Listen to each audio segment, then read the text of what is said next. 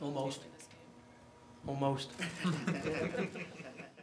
we obviously we made it difficult for ourselves. I spoke about it at half-time on the broadcast about not conceding too much space and not letting them sort of dictate the pace of the game, and I thought we did that too much in the second half. But when I look at the overall game, I think it'd been a travesty if we hadn't won with the chances that we created, especially in the first half. You know, conceivably could have been 5 or 6 up at the half. I thought with some outstanding individual play, some of our combination play, combining in and around the 18, and obviously Romario had a great sort of full start here. You know, showed us glimpses of what he's about, and you know, obviously that was a blow him going off because the fact was that he could stretch the field so much for us, and that gave Darwin all the room in the world to play. So, you know, that was it. That was the only disappointment of the day. Obviously, I'm a bit concerned that we've dictated the first half and then I let them, I think, dictate the second half. Did you have an update yet on Romario's injury, and do you know if that was sustained during the run of play or the celebration following his second goal? No, I don't know. I hope it's not the celebration because he's going to get fined if it is. No, I think it was with the run he put on for the goal. You know, and we know he can do that. That's what he is. He's very dynamic, incredibly quick, and you know, we could have had 2 very similar to that last week at Salt Lake. So, you know, hopefully it's nothing too bad. It doesn't. First impressions are it's not too bad for us. 6th to last game of the season. At this point, what's more important to you, the result itself or how you think the team's played, like just the overall?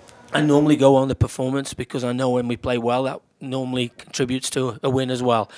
And certainly I thought some of our play in the first half was outstanding. I thought Fernando Bob and Maxi and Ras bossed the midfield and kept getting the ball to Darwin, and we looked dangerous every time we attacked in the first half. You know, Miggy was doing his little bits of stuff down here and getting in that little hole in between. So I was delighted with our first half performance. And, you know, I'm sure that when I watch the game a couple of times over the weekend, I'll find enough to pick out on Monday.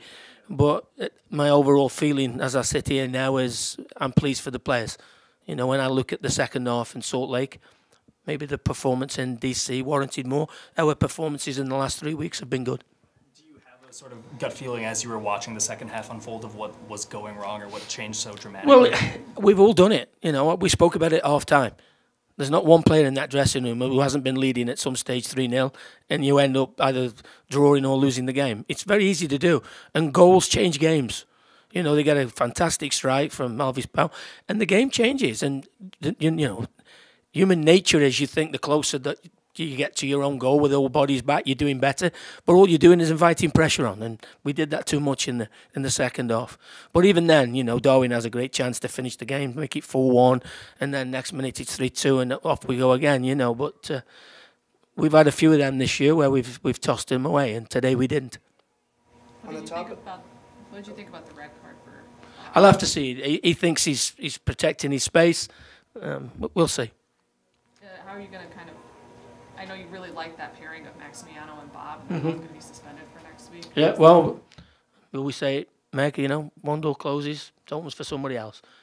One or two people who've been knocking on my door, telling me they should be in the team. Maybe I'll get a chance next week to show me.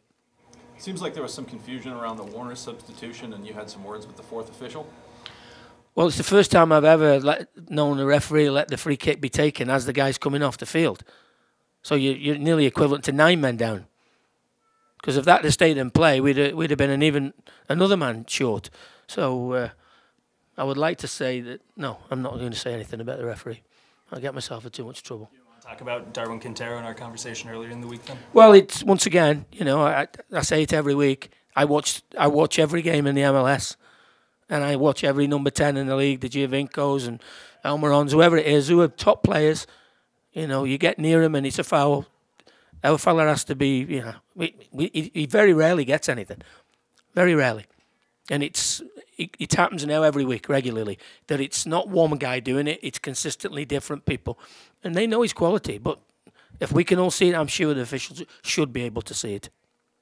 Talk about how exceptional the team played in the first half today, and maybe complacency, as you alluded to, was the problem in the second half. But what is it about that in the first half, the way that they played, what is it about that that's missing on the road or earlier in the season that we saw tonight? Well, if you can come up with that answer, let me know. because I would do it. But we've played really well tonight for the first hour. Then we've conceded space and mentally switched off, I thought, and that's something we've spoke about. But as I've said before, this is a work in progress. We're nowhere near where I want us to be and where I think we will be eventually.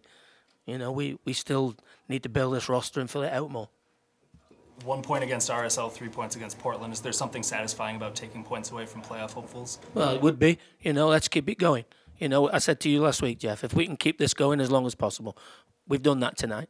Now we have to prepare ourselves for another difficult game next week. But if we go and get 3 points, let's see where that leaves us. But we're certainly not giving up on it. We're going to keep playing. I think somebody said to me in the week that, you've got nothing to play with. Trust me. Them players have got everything to play with, especially the ones who want to be here next year.